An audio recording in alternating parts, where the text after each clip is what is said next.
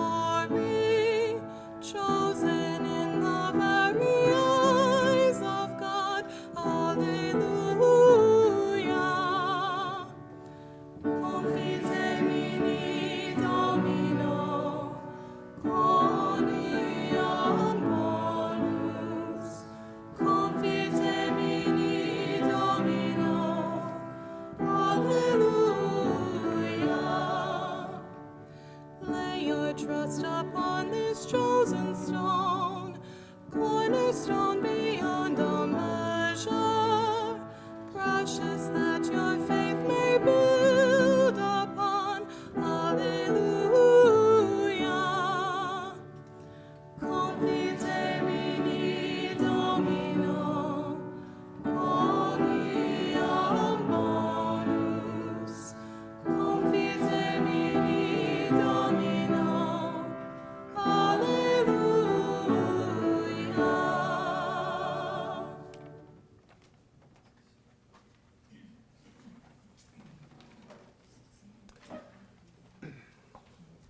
Please join me in thanking the folk choir.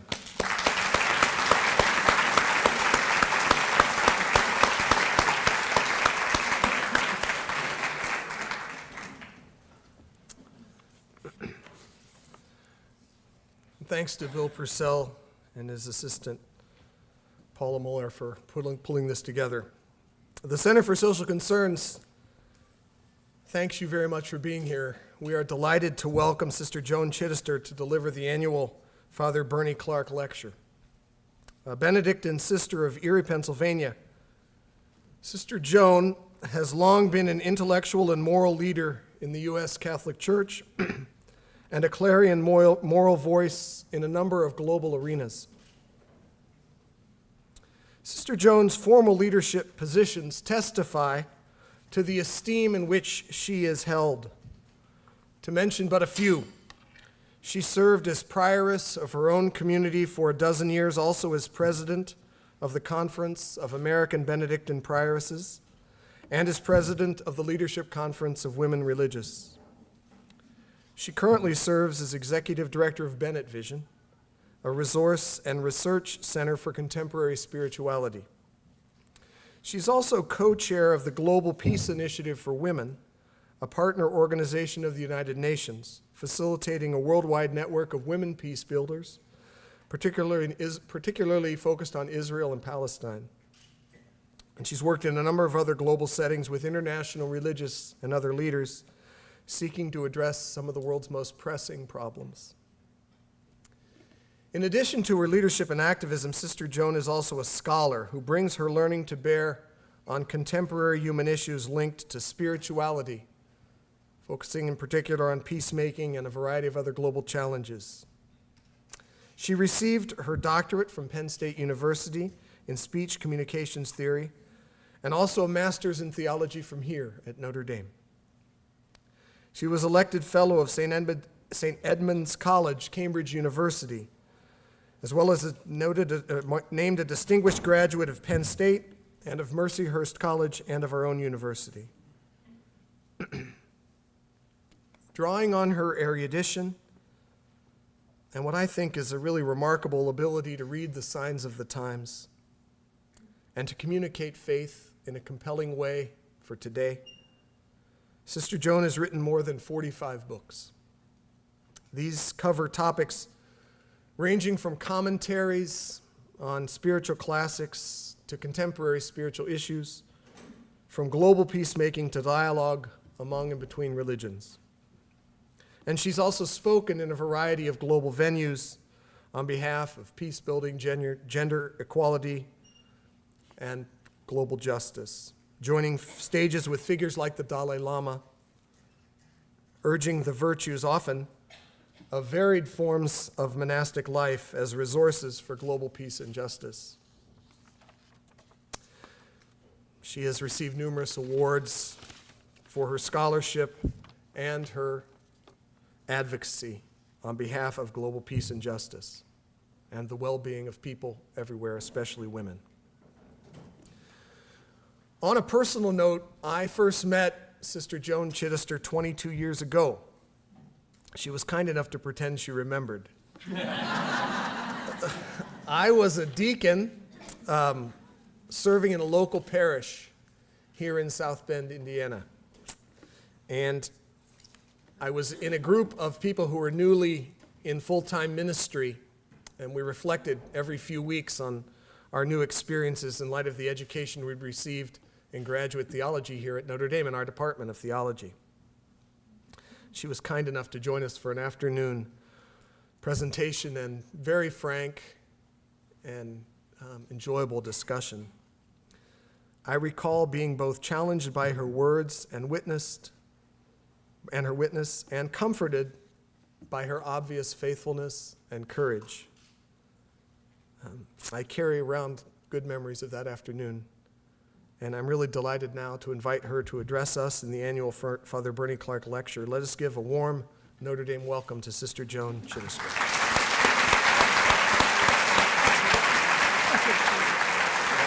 Nice to have you here. Let me help you with that.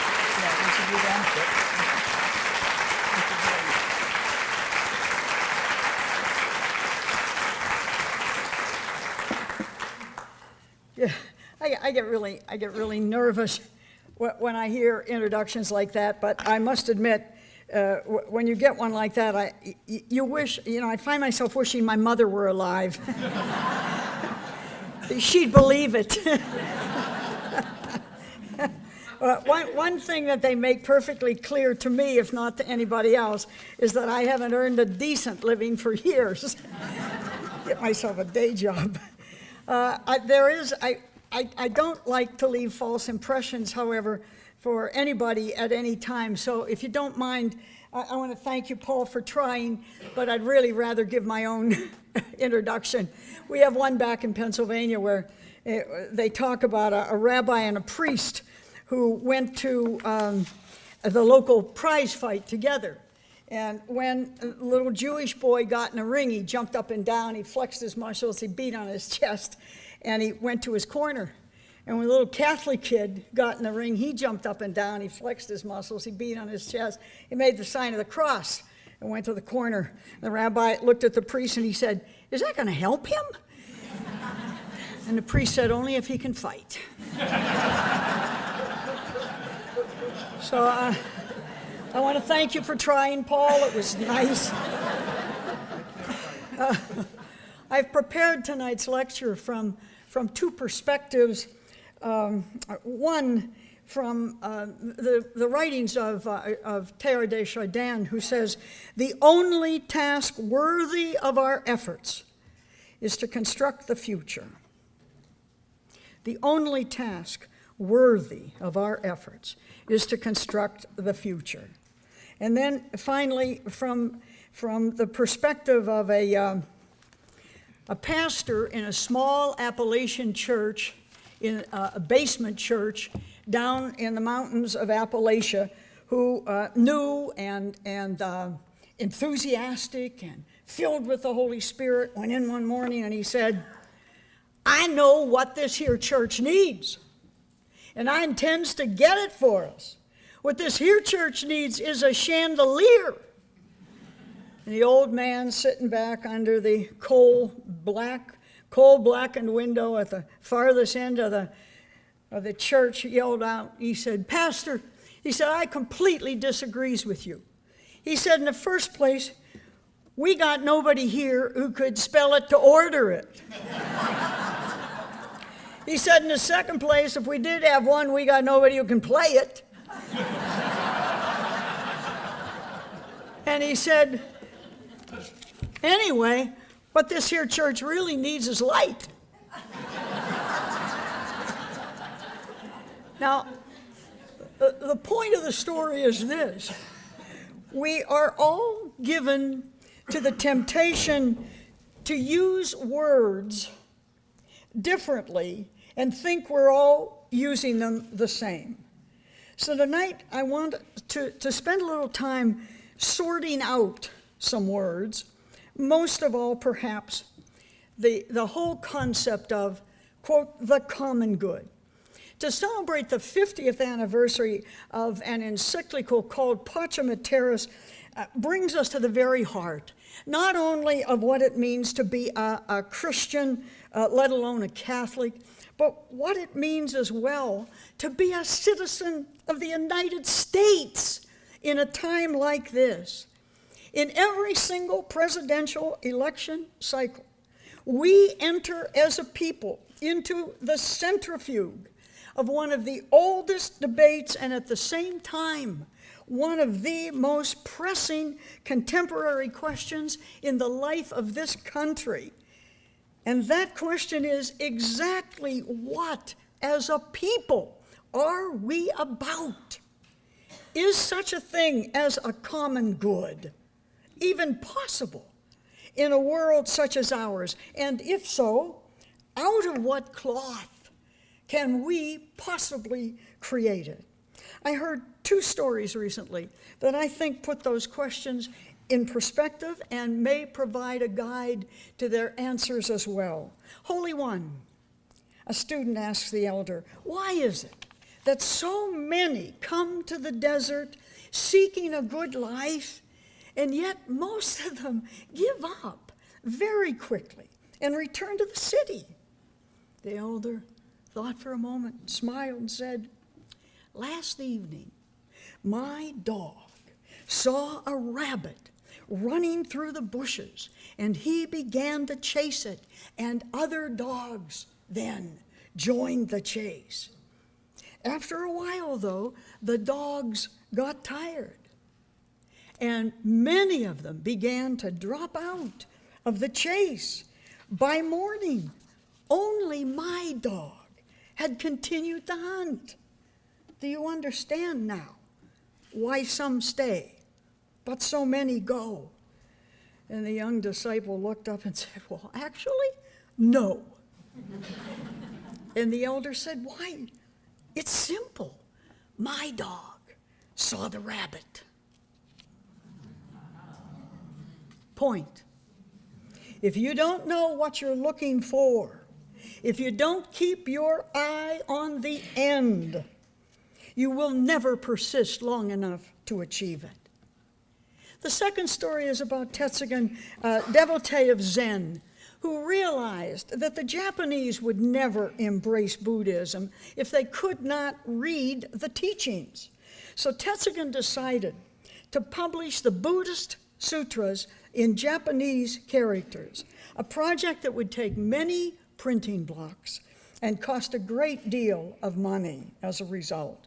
So Tetsugen began to travel the length of the country, collecting donations that came in very small, hard-earned coins. 10 years later, Tetsugen had barely enough money to begin the printing process. But just then, the Uji River overflowed and famine followed.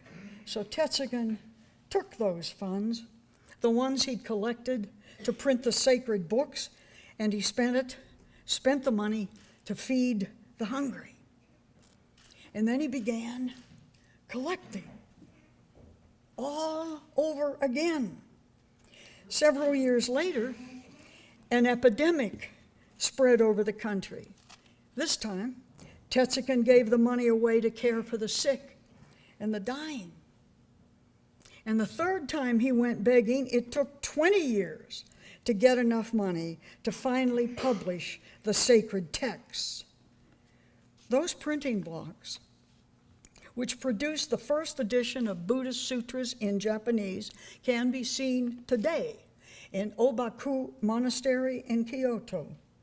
But we're told that when the Japanese take their children to see them today, they tell them that Tetsugen really made 3 sets of sutras, and that the first 2 sets, the invisible ones, the ones that in which there were healthy people and rebuilt villages, actually surpassed the last ones.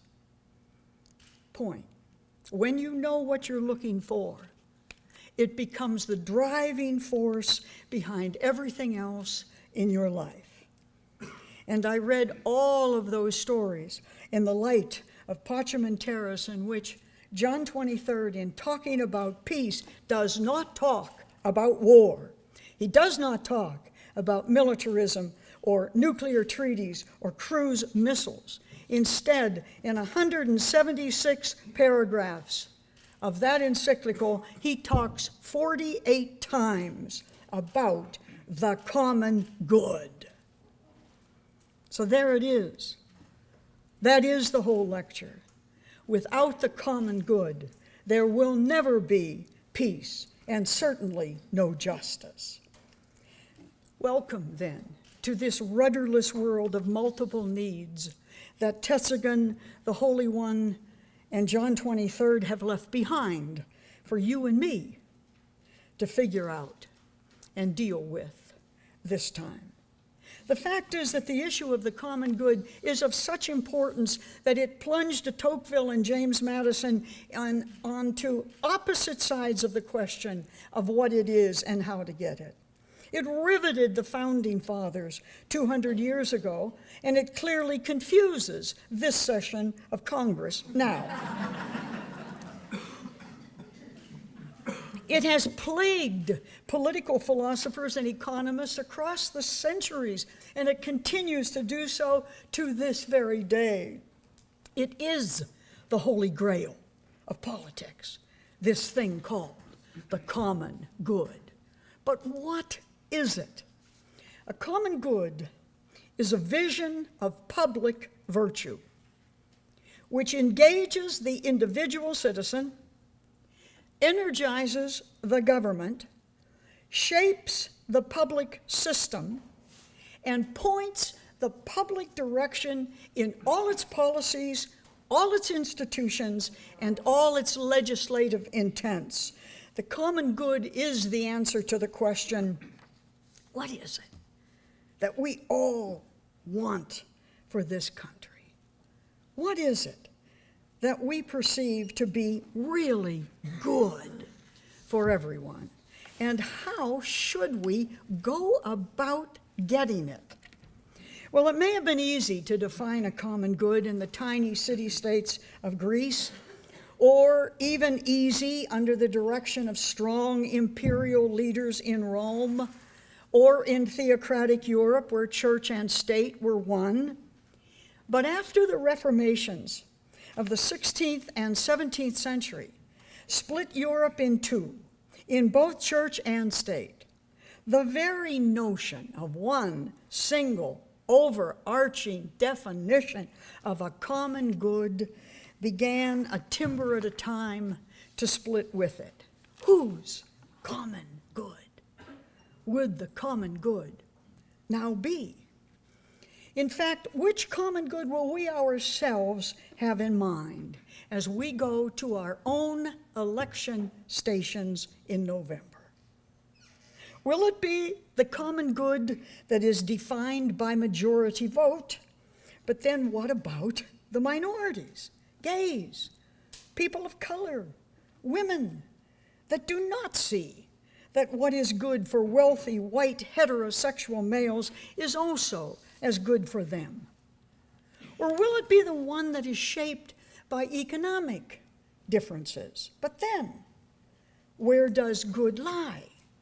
When you take money away from one people who earned it fair and square to give it to people who didn't earn it at all.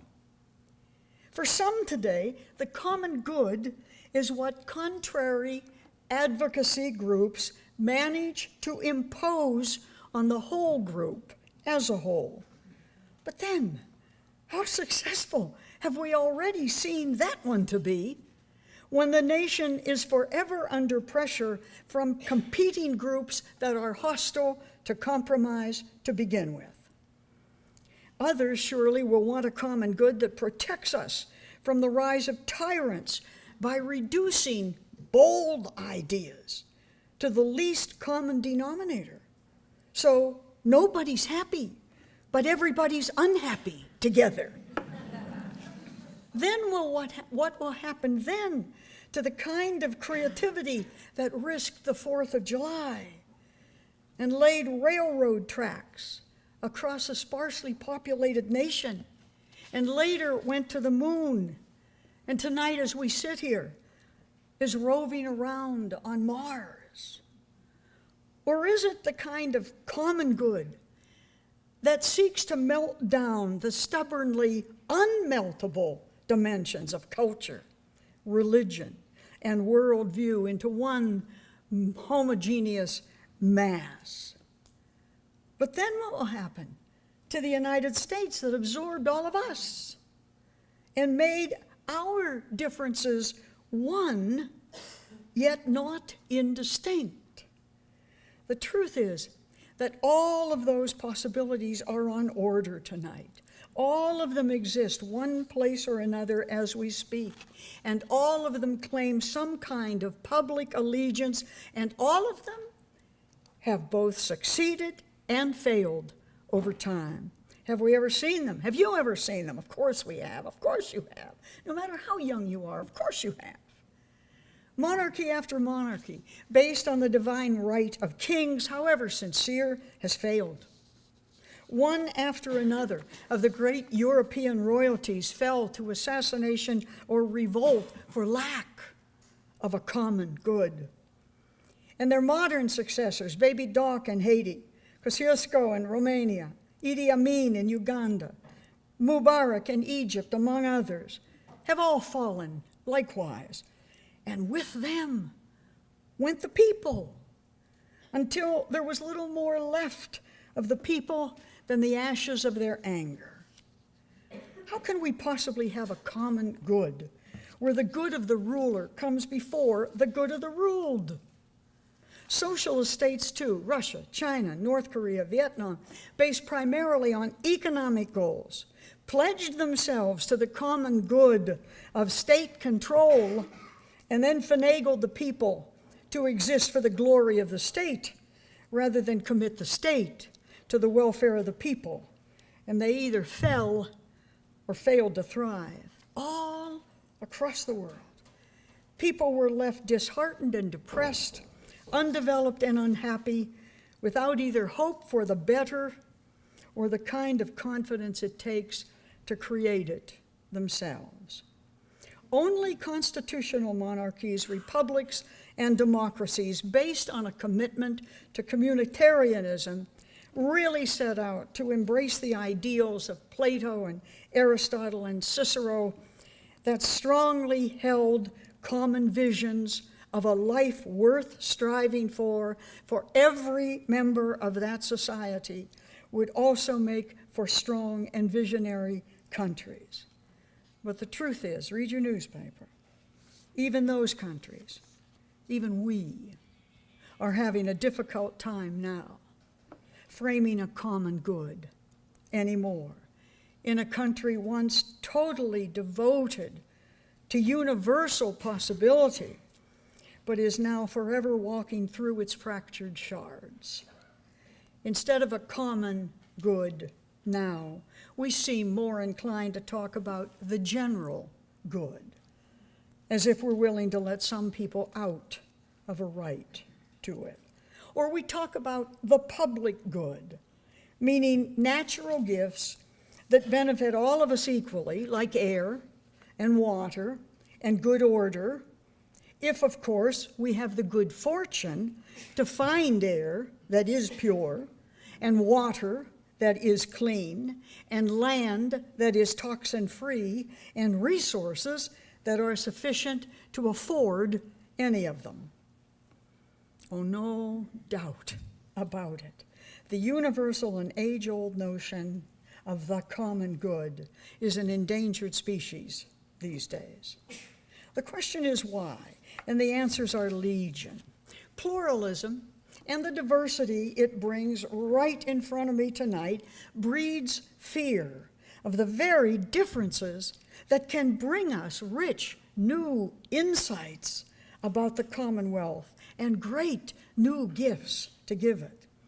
In a multicultural society, we worry about whose culture will prevail, whose idea of the common good will finally win out here. Protestant and Catholic and Jew were hard enough to melt and meld. But now the voices are not just different from us, they are in many cases totally unlike us. How can we possibly make common cause, some people worry, with strangers from strange places who can't begin to imagine the amount of education and involvement it takes to assure equal rights for others as well as a living for themselves? Or others say perhaps, how can we make common cause with these Anglos who have never known the oppression we have known or what it is to be paid slave wages. Or others may be saying, how can we possibly make common cause with people from another spiritual planet whose customs are unknown to us, whose foreign dress in a secular society unnerves us, whose morality is unclear to us, if not totally other? And how do we know? How can we possibly make all these worlds come together in one common vision for one common good? When Europe divided over religion, it divided regionally. Protestants to the north, Catholics to the south, Jews wherever they could live quietly and be unnoticed. When the globe began to fracture after World War II, it fractured neatly. There was the free world and the communist world, the Western world, the Muslim world, the African world, and the Asian world. Then the common good began to be understood as the evangelization of all those other worlds into Western values and culture, except that it didn't happen. What once divided areas naturally, language and geography and religion, thanks to air travel and education and technology, are all illusions now. They're all gone. They're memories, perhaps. They're obstacles, maybe, but they're not geographical boundaries. On the contrary, our borders are seeping like sieves. Ask the Roman Empire what happens next.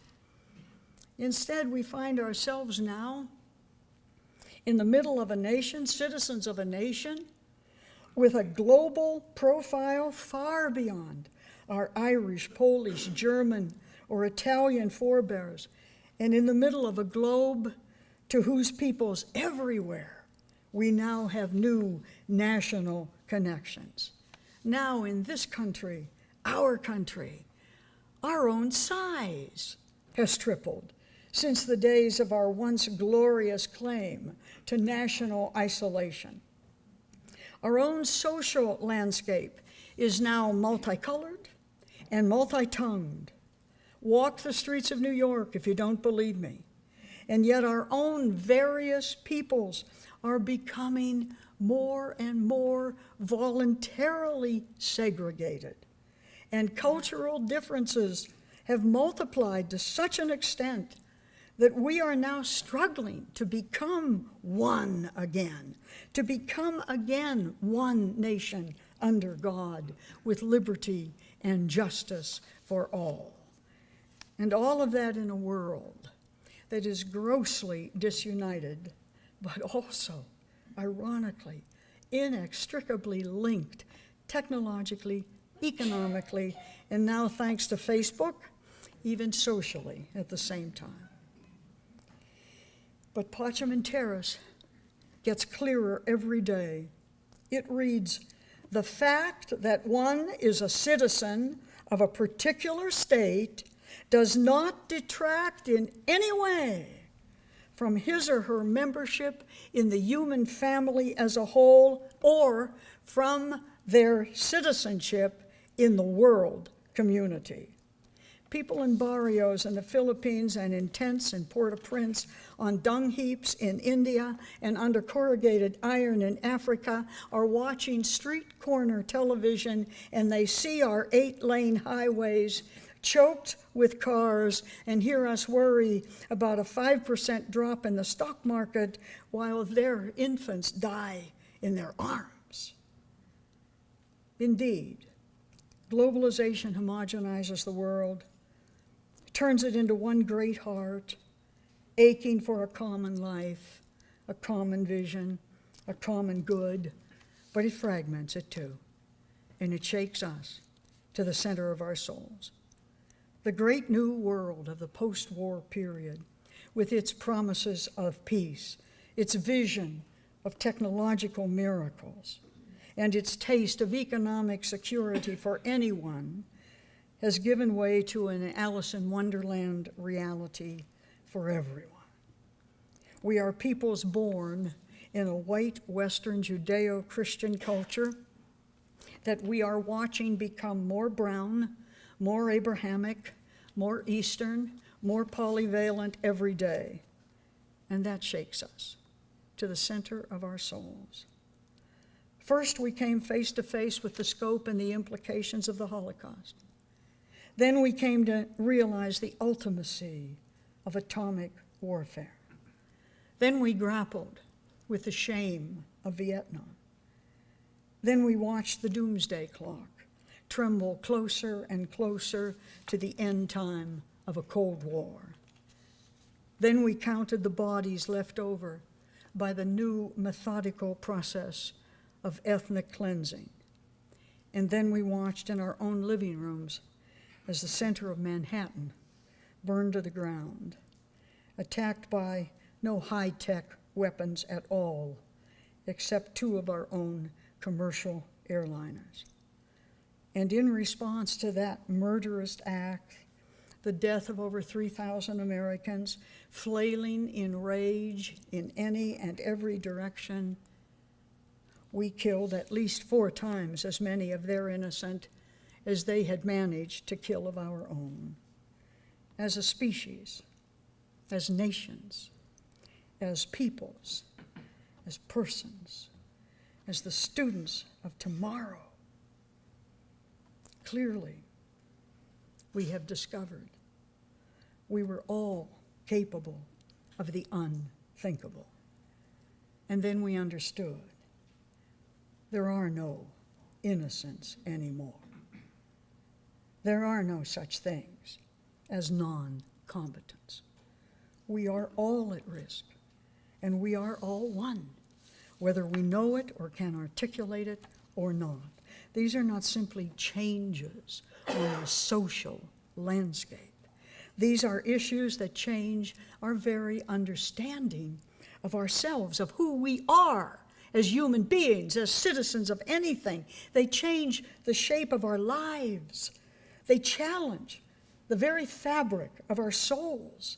They test the possibility of a common good, not only everywhere else, but here as well. Is pathological individualism the only thing this culture will have to offer a world that has managed to create a common technology, a common economy, a common humanity, but has yet to articulate a common good by which to judge its own policies and raise its children in the future?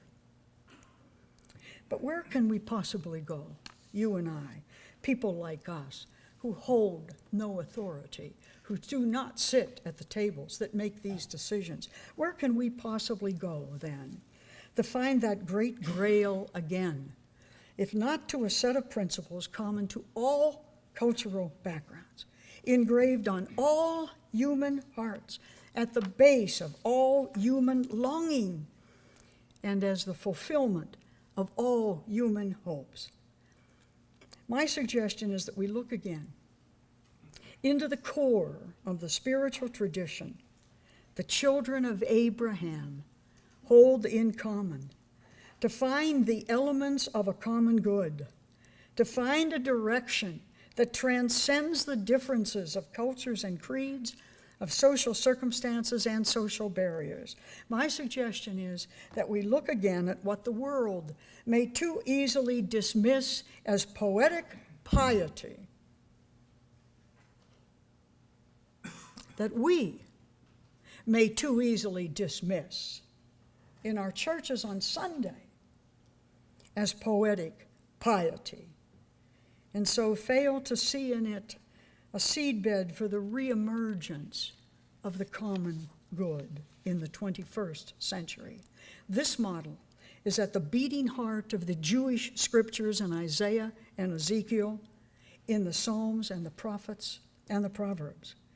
It is as well a clear stream in the Quran, and most of all for us, it is articulated as a lodestar of human development in the Christian scriptures. Scholars call it the Sermon on the Mount. I call it a constitution for the creation of the good community.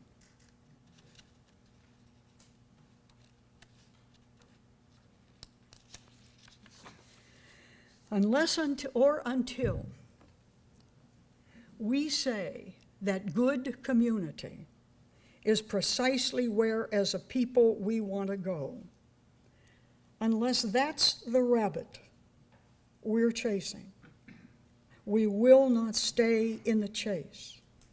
Unless or until we say that good community is precisely where, as a people, we want to go, there's little hope either for national unity in this newly pluralistic population of ours, and even less hope for human unity in a world of historically competitive tribes. Parchment tells us unblinkingly, we are the community of all peoples that is urgently demanded today. It is, I think, in Jesus' famous Sermon on the Mount, in which in this complex word and world lies a charter of human behavior, the very backbone of communal happiness. This country of ours created a Magna Carta of humanity based on the inalienable rights embedded in the good creation of a good God that has become the standard and model for equality everywhere. Now, you and I in our generation, in this election and in everything we do, must draw a template of human relationships from the will of that same good God who made us equal and wishes all of us well and not woe. Now we must find a way for equal but different peoples to live together on this globe in a world more united and at the same time more disparate than ever before in history. Harper's Index for December 2011 tells us that we have sent 100 Bibles to the moon. The question is whether or not we are using them here. That might teach us anything about what it means to transcend differences by bringing differences together in common commitment to one great sweep of human aspiration. Consider again for a moment, before the political dimensions of this electoral year consume us, what we have come to know as the spiritual dimensions of happiness, which we call the Beatitudes. It is these 8 attitudes toward life, which great spiritual figures in every tradition, and certainly in our own, tell us will, if we commit to them, give us a national sense of deep and abiding fulfillment, and endow us as well with the enduring sense of personal happiness that comes from being our best selves together. But for that to happen, it means that we have to look at them newly now. We have to look at them freshly, and we have to look at them more deeply than ever before. Elias Shakur is a Melkite archbishop. He's a writer and native Aramaic speaker. He teaches that the Beatitudes, as the West has interpreted them, are strikingly different in Aramaic. I don't know how many of you may have seen a translation of the Our Father from Aramaic to English. You would not recognize it. They do. They know exactly what it is. The same thing happens, it seems, when they approach the Beatitudes in Aramaic, the very language that Jesus spoke. It's very important for the West to remember, Shakur points out, that the Beatitudes are not prayers of supplication for gifts not yet given. The Beatitudes are not the spiritual quid pro quo of a capitalist Christianity, as in, blessed are the poor because they'll get rich. Be as poor as you can on Tuesday because the stock market's coming in for you on Wednesday, honey. If you're doing your poorness well enough, you've got it made. They are not, in other words, spiritual bribes. They are not meant to be childhood teaching exercises, as in, Tommy, if you take the garbage out every day, you can have ice cream on the weekend. No. The Beatitudes, Shakur says, are about what happens within us as we live them. They are, in other words, a blueprint for a good life, for a happy life, because there are some things we have to learn again that are simply their own reward. The Beatitudes are Jesus' affirmation of what it is to be of God. They are not about asking to be blessed. You'll be blessed with this, you'll be blessed with that, you'll get that gift, you'll get that gift. They are, Shakur says, about what it means to be blessed. Blessed, which translates in Aramaic as blissful. You'll be full of happiness. Live this way, and happiness is going to pour over your life like you never imagined. It's this kind of common good, Jesus says, that cannot be measured by power or accumulation, control or competition, by composing our worlds only of ourselves and pitting our lives against the good of all the others. On the contrary, Pacem Terraces teaches quite clearly we are meant, quote, the encyclical says, to work for one another's welfare. What would happen in this country if we all got up tomorrow knowing that the work that we're doing is not simply for us, it is meant to bring welfare to everyone. We all get welfare. We just refuse to admit it. Happiness resides, Jesus says, in developing 8 basic attitudes toward life. If there's something missing in the happiness you're looking for, either in yourself or in this nation, listen well, because it may surely be here. Happiness lies, Jesus promises, and the prophet Isaiah assures us, and the prophet Muhammad requires, in becoming poor in spirit. Now, it's easy to reduce this particular beatitude to a concern for personal simplicity and interior virtue, a kind of a spiritual jacuzzi, because it is, in a sense. I don't put on airs if I'm poor of spirit. I don't live waiting for more or for things I don't really need. I understand that to go through life lusting for more things, more power, more status, more prestige, when I already have plenty of those things, is to be forever unfulfilled, always exhausted by striving for more. We would certainly, Jesus promises and the prophets proclaim and Muhammad teaches, be a lot happier without that constant sandpaper of insufficiency irritating our souls. But being poor in spirit is much more than that. To be poor in spirit in this country, in this world today, is to begin somehow to truly understand what others do not have, but need, and what we have, but do not need. Pacem Terra says of this, quote, individual countries, remember this on election day, cannot rightly seek their own interests and develop themselves in isolation from the rest. Now we're going to take a test. You can't come to a class at Notre Dame and not get a test. So here it comes. Now, and I want you to do it nice and seriously. Your sister will always know. And if you wind up sticking your tongue out, it's your own fault. This is the Heilbronner test. I think, having seen a considerable part of the rest of the world myself, it is one of the best measures we have of the creeping inhumanity of the human condition and our own place in it. Now, this is what I want you to do. If you want to close your eyes, okay, I'll wake you when it's over.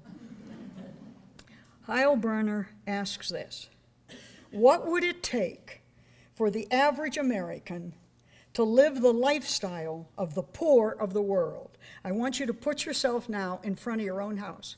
Wherever you came from tonight, wherever you call home, be there now. Now, I'm going to conduct a tour through your house with you, and I want you to do it as I say it. Go to your home. Take out everything in it: beds, chairs, lamps, TV sets, silver. Get rid of all of them. Look around the house. What's left? 2, you can leave a few blankets, a table, and a wooden chair. 3, now take out the bureaus and all the clothes that are in all of them. You can leave for each member of the family one article of clothing. The head of the house can have one pair of shoes. 4, take all of the appliances, including the slow cooker, out of the kitchen. Leave a bag of sugar, a bit of salt, a few potatoes, a handful of onions, and a dish of dried beans. Take away the meat. Go to the pantry and get out all the canned goods. Go back for the crackers and the candy. Now, go into your bathroom. Shut off the running water. Turn off the electricity in the house. Now take away the house itself. Finally, eliminate the phone, the newspapers, the fire department, the hospitals, the paved roads, and the doctors. And oh yes, your children's schools. Now tell me, righteous one, what you will do to work harder and improve your life. Now ask yourself what that has to do with the common good that we ourselves say we're trying to define. Surely our own common good must have something to do with seeing that at very least our own national goals do not make this worse for people. John 23 tells us, quote, states cannot lawfully seek the development of their own resources, which brings harms to other states. It is for the sake of the common good that as a people we commit ourselves to not hoarding the world's resources for ourselves.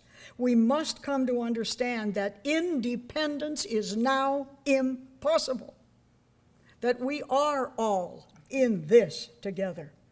When the oceans dry up and the species die and the forests are not there, trust me, whether you live near an ocean or a forest, you are going to feel the effect of that. We must learn the meaning of enough, Father Bernie, so that others may at least have the basics. We must ask ourselves again what we really mean by the common good when it applies to someone besides ourselves. Happiness lies, Jesus says, in being human enough to mourn for the plight of those who are living those inhuman lives tonight. No grief in your soul tonight? Now? Then there is no consciousness of the common good yet. To be unconcerned about the effect of our own actions on the lives of others is surely to fail the common good, to be choked by national narcissism. Providing just wages for those who do the manual labor or service work of this society and every society will only enrich our own lives in the end, while we watch Indian children from the ages of 4 to 17 work 70 hours a week for 17 cents an hour to make our shoes and our jeans and our shirts. We practice, while we decry the pedophilia on our own children, we practice economic pedophilia on theirs. It is the rise in the social status of the poor that will enable them to paint their houses and care for their own children and plant the flowers in their yard that you want them to, and so raise the quality of their neighborhoods and therefore the quality of our neighborhoods and the rest of the city. We knew that once. In 1961, American corporations paid 40.6% of profits in taxes. Today, they pay 10% of their profits in taxes or less. While the median household wealth of white families has dropped 16% since 2005, the median household wealth of Hispanic families during that very same period has dropped 66%. What does that say about our notion of the common good? Happiness resides, the Beatitudes teach, in being meek, in being humble. But the notion of exceptionalism dies at that point. Each of us is part of those others. Every nation is simply one more people trying to live right, trying to live well, trying to live in a way that my living does not destroy yours. When as a nation we treat smaller countries as equal partners in negotiations that affect their own future, humility then forges the bonds and makes our alliances far beyond the effects of money or oil or force or intimidation. Using stereotypes to determine our alliances, either personal or national, can only make international goals and common good more difficult to achieve. For instance, the confirmed number, says the CIA and FBI, of terrorist plots against the United States perpetrated by Muslims in 2010 was 10. The number of confirmed plots perpetrated by non-Muslims was 26. But guess who we pick up for questioning when there's a rumor of danger? Like the small countries of Europe, whose people saw the United States after World War II as bearers of good and liberators from evil, the common good of the world depends now on our liberating this generation from servitude to our own goals and ideas while we disregard theirs. There are countries on this earth going underwater, and we can't name them, and we don't know that it's happening, and we really do not mourn it. Happiness comes to those who are merciful. The Beatitudes teach, for then they shall receive mercy. They taught us in grade school to be good winners, but it takes about a lifetime later to make that lesson really clear. Those who turn winning into vengeance, we come to see as we age, turn themselves into less than whole human beings. When we use the sins of another to treat them as less than human, it turns our own errors into targets that we will wear for life. This world has not forgotten our own fall from grace. Torture. I never thought I would live to see this in my life. I can't believe that in my lifetime it has happened. Torture is now debatable in the United States. And 54% of us thinks it is sometimes often justified. That tortures the historical values of this country. That tortures the ideals we say as citizens we hold. As long as Guantanamo remains open, in the minds of our enemies and the souls of our friends, whom we made collaborators in the very acts of war we had once argued to demonize our enemies, we are now just like everybody else, no better, unfortunately, often worse. Is this the new soul of the United States of America? And if it is, on what grounds will we castigate those who ply the same trade in the future on American bodies to come? Is this our new common good, our new unexceptionalism, the one we're leaving behind for our children and this generation of students to deal with because we have not, will not, do not? Those who hunger and thirst for righteousness, the Beatitudes say, will be both happy and satisfied.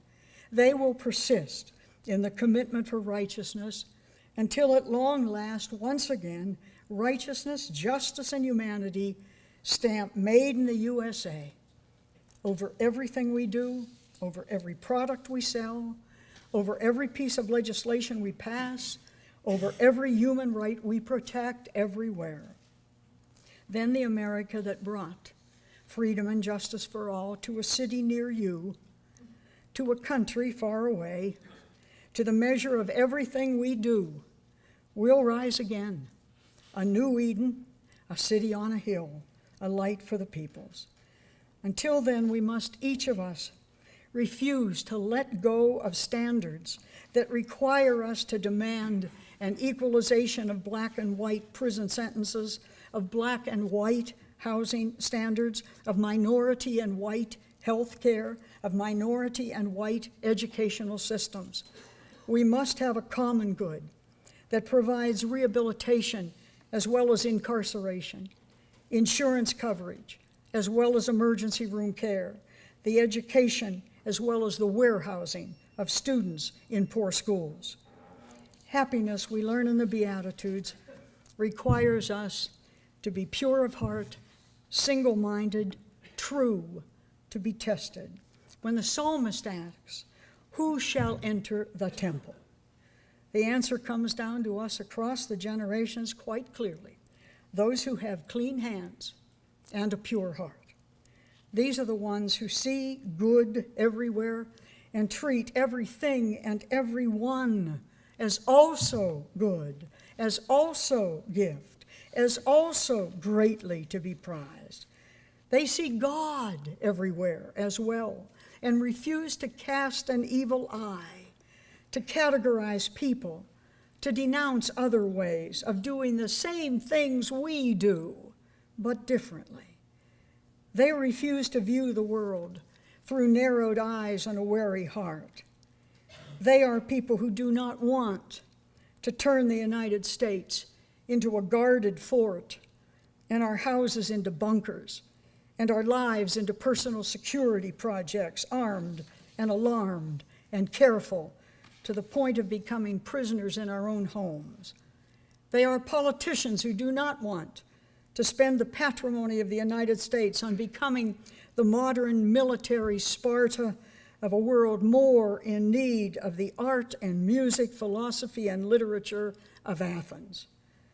But as long as the country spends more on what they have the effrontery to call defense than it does on human development, our message to the world is clear. Our choice of common good is an armed one. In 2011, under what was being called a spending freeze and disengagement, U.S. spending rose another $30 billion, while not a penny of the $5 billion raised as part of the Katrina recovery program was spent to revive the lower Ninth Ward in New Orleans. But the United States is responsible for 41% of the military expenditures of the world and 58% of the total defense expenditures spent by the top 10 military powers of the world. To be clean of heart must mean keeping our eyes on a common good that raises our spirits and our dignity so that every level of society among us may be raised with us. It must surely have something to do with valuing people over party politics. And it must mean electing politicians who go to Washington to do more than talk about the good of the country, all the while obstructing its development. Happiness, the Beatitudes teach us, comes from being peacemakers. It calls us to seek reconciliation, not vengeance, not control. Call it an apology tour if you want to.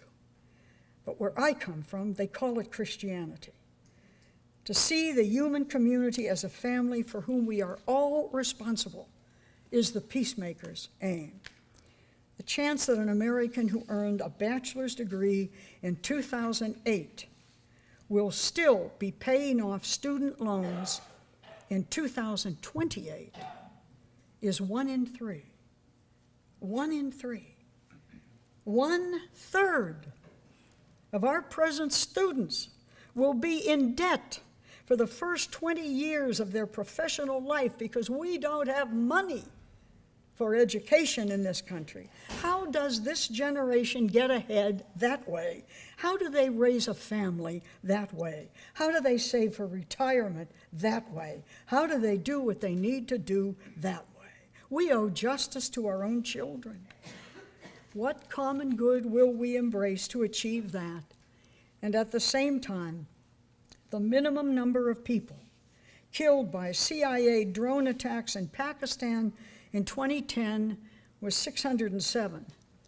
The number of those Pakistani we killed who appeared on a U.S. list of most wanted terrorists was 2. Go figure. This beatitude requires us to work with people, not against them, to oppose war rather than provoke it, to stand with the peaceful who seek peace, to raise our hands in cooperation rather than in judgment. What common good shall we embrace within ourselves personally to assure ourselves that peacemaking, not vengeance, is what we are about as citizens of the world? And finally, the Beatitudes conclude, you will be happy. You will be happy, even if persecuted for standing with the poor, for defending the oppressed, for supporting the causes of righteousness. Because happiness comes from being true to the best ideals within us, from being true to the humanity of the entire human race, not simply to the security of our own. It comes from being the best human beings we can possibly become. If the common good is an overarching view of the way we want our world to operate, we have been given criteria by which to form it. It must be poor in spirit. It must be in grief for those whose lives are grievous. It must be humble in our relationships with others. It must be merciful in our responses. It must thirst for justice in all our dealings. It must be pure in heart about our motives and our behaviors. It must be a purveyor of peace and courageous and fearless in the positions we take in public in behalf of all these things.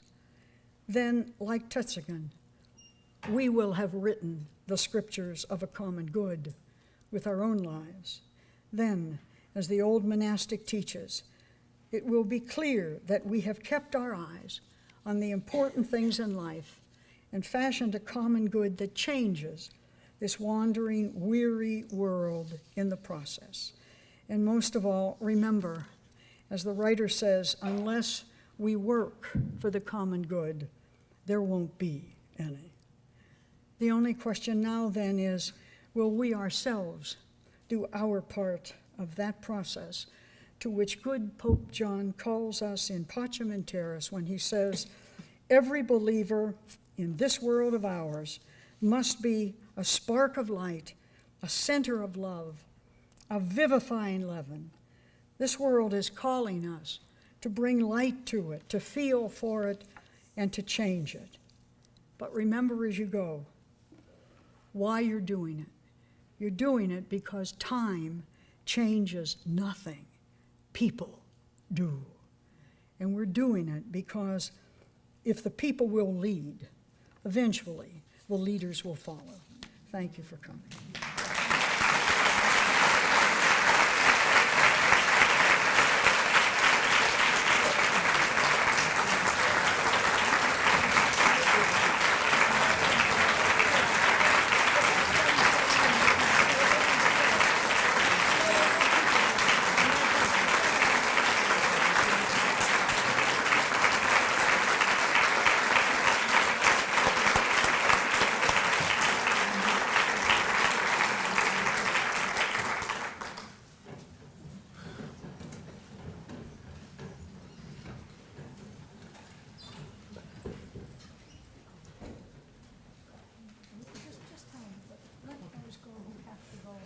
Sister Joan wants to make sure people don't feel bad if they have to leave now or want to leave now, but she is glad to engage a few questions. But no guilt for those sneaking for other work. Is that fair? Do you want to field your own, or would you like? That's okay. I'll take it. Okay. All right, go ahead, it's washable. Go ahead.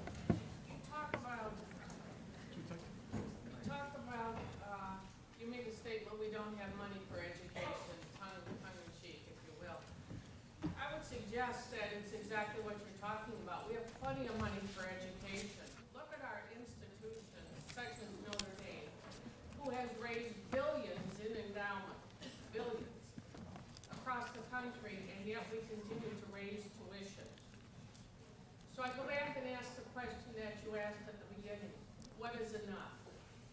What is enough? How much do we have to accrue in these bank accounts and continue on the backs of our children? Well, you state, and quite correctly as far as I'm concerned, the basic American formative question. Most of our parents in our generation came out of a Great Depression. And we learned that you had to work hard, you had to save money. And there was nothing wrong with those ideals at that time. I mean, there were no safety nets. You know that. You have stories of uncles and aunts and parents who slept in tents and walked across the country and had no job for years and had 7 kids. All of those stories are real and they're all there. The problem is that became enshrined as the further we got away from real need. That goal is enshrined in us. It's still there. It's in all of us. You've got to get a good job. You send a kid to college, and God help them if they want to graduate in elementary art. You know what's said. My God, I sent him to Notre Dame, paid that money, and he's coming out to teach elementary art? You can't make any money in elementary art. I'm not wasting that kind of money on the next kid. Tell them now. So this stream is coming at us from all sides, breaking that chain. I really do not believe, knowing the people I know, the generosity that I myself have been the subject of when I've asked for this for the poor and that for the food pantry and this for the neighborhood art house and that for the soup kitchen. There's been nobody who said no. They aren't wrong about the fact that Americans are phenomenally generous. But what we have unlearned is enough. And it has invaded all of our institutions, church and state. You know, why do we have rich parishes and poor parishes? Because we have rich parishes. Because we really don't know how to distribute the goods. We don't know how to gather money for the community. We know how to get it for us. And somehow or other, that mentality will take a generation to really break down. But it is the rabbit. You got to keep your eye on that rabbit. Because otherwise, you'll get nowhere, and you're simply going to die without enough, without enough, without enough. And it is not idealistic to think that what she is saying is impossible. It isn't. We're doing great things at the private level of education. Who would deny that? Certainly not I. I'm a product of it. But when I look around at the schools in our inner cities, and I know that if local officials say, we've got to replace this school, we've got to hire 30 more teachers, we've got to get new books. Have you seen the books they're using? I don't know too many people who just open their wallets on the spot and say, well, let me lead that fund drive. And I don't know many institutions that set out to, we have developed, a part of our DNA is the sister city concept. That's a good beginning. We need sister schools. We need sister parishes. We need sister universities. We need this whole notion. I'm not going to get into who should do it. I mean, I know, as far as I'm concerned, it's just a false fight going on in the United States right now. It sickens me. You know, this whole notion of rugged individualism coming back into 2012, get real. There is no such thing as rugged individualism, and I'll tell you how I know. My dad taught me. I always say that my dad was good Presbyterian. This guy learned to work, you know, and he had a good job. He was a welder. He paid every bill. Nothing was ever not paid on time. He had a high sense of truth and of justice. And when I was a little girl, he brought me up to know, Joe, he said, you can always get a job. You don't ever have to be without a job, and you don't ever have to be poor. Just remember, you can sweep a street or do dishes or dig a ditch. And I'm here to tell you that in the 40s, my dad was right. And now my dad is dead wrong. Why?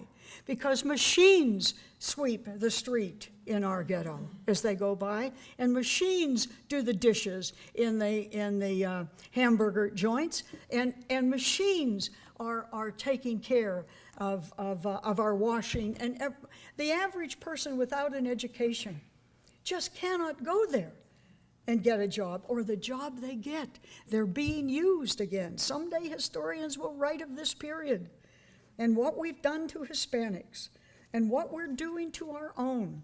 Now we'll hire them. And now I know the situation on the other side too. This is not a rich versus poor presentation. This is an us versus us presentation. I meant it when I said, when we raise up our poor, our own land increases in value. Our own neighborhoods get better. The city gets better. And it's not going to happen otherwise. This whole question of whether or not the government should be doing anything. Well, how else are we going to get some of those things done if we don't get them started from both underneath and above? This is a topic, I believe, for a national conversation. As far as I'm concerned, I don't know who decided to do this lecture, but enthrone them.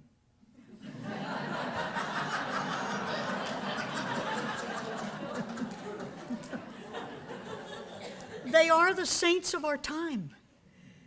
I don't know anybody else who called together this many people to discuss this subject. Or why did you walk in the door when you see a topic like that? It's amazing to me. I've never seen too many miracles in my life till I saw you. This is a topic that lives and breathes on our streets, in our homes, in our institutions, as we were told, and it deserves a conversation in every parish, every institution, every auditorium, and I thank you for leading it. Now go home. Thank you very much.